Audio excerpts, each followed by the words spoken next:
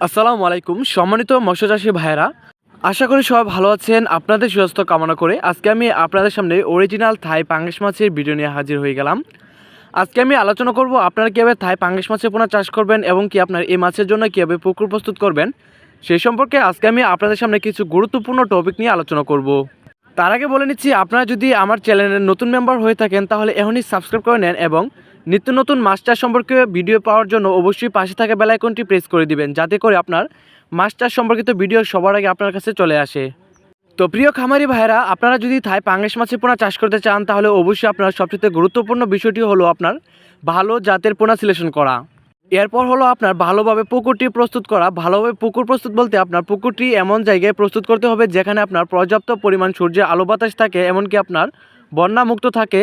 আর আপনার বিশেষ করে পাঙ্গাস মাছ চাষের ক্ষেত্রে সবচেয়ে গুরুত্বপূর্ণ বিষয়টি হলো যেন আপনার পানি পাল্টানোর ব্যবস্থা থাকে, কারণ আপনার পাঙ্গাস মাছের পানিতে বেশিরভাগ সময় গ্যাস হয়ে যায়, যার ফলে আপনার যদি পানিতে অতিরিক্ত গ্যাস হয়ে যায় তো তখন যেন আপনি সাথে সাথে পানিটা পাল্টিয়ে ফেলতে পারেন। তো এই জন্য একটা পুকুরে আপনার পানি পাল্টানোর একটা ব্যবস্থা রাখতে হবে।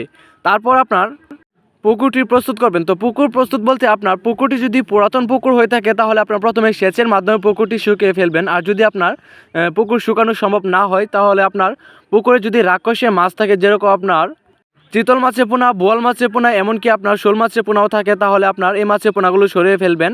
আর যদি সরানো সম্ভব না হয় তাহলে আপনার 20 ট্যাবলেট দিয়ে মাছের পোনাগুলোকে উঠিয়ে ফেলবেন। তারপর আপনার প্রতি শতাংশে 1 কেজি হারে চুন ছিটিয়ে দিবেন, পানির সাথে মিশিয়ে আপনার সারা পুকুরে ছিটিয়ে দিবেন প্রতি শতাংশে 1 কেজি হারে। তারপর আপনার প্রতি শতাংশে 100 গ্রাম ইউরিয়া সার এবং কি 150 গ্রাম টিএসপি সার প্রতি শতাংশে দিয়ে দিবেন। এগুলো দেওয়ার পর আপনার পুকুরে পানি দিয়ে দিবেন। পানি দেওয়ার সময় একটা বিষয় খেয়াল রাখবেন, যেন আপনার অন্য কোনো আলাদা মাছের পোনা না আসতে পারে।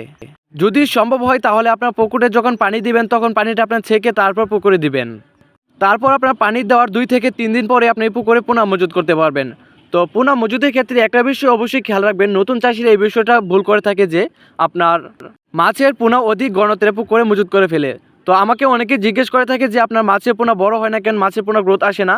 তো এই বিষয়টা হলো যে আপনার পুকুরে যদি অধিক ঘনত্বের মাছের পোনা চাষ করে ফেলেন বা মজুত করে ফেলেন, তো এতে করে আপনার দেখা গেছে যে পুকুরে আপনার জায়গা পায় না, মাছ দৌড়াদৌড়ি করতে পারে না।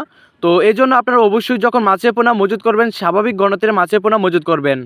তো আপনারা যদি এই মাছের পোনাগুলো কালচারিং করতে চান, পাঙ্গাস মাছের পোনা, তাহলে আপনার প্রতি শতাংশে কালচারিংয়ের ক্ষেত্রে আপনার হিসাব করতে হবে 100 থেকে 120 পিস পোনা প্রতি শতাংশে দিতে পারবেন। আর যদি আপনার রেণু থেকে মাছের পোনা বিক্রি করতে চান তাহলে আপনার প্রতি শতাংশে 1000 পিস পোনা মজুত করতে পারবেন।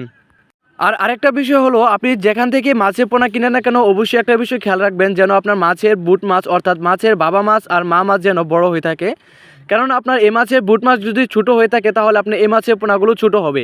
তাই আপনার যে কোনো হ্যাচারি থেকে মাছের পোনা নেন না কেন, হ্যাচারি মালিকদেরকে জিজ্ঞেস করে রাখবেন যে আপনার এই মাছের বুট মাছ কেমন ছিল।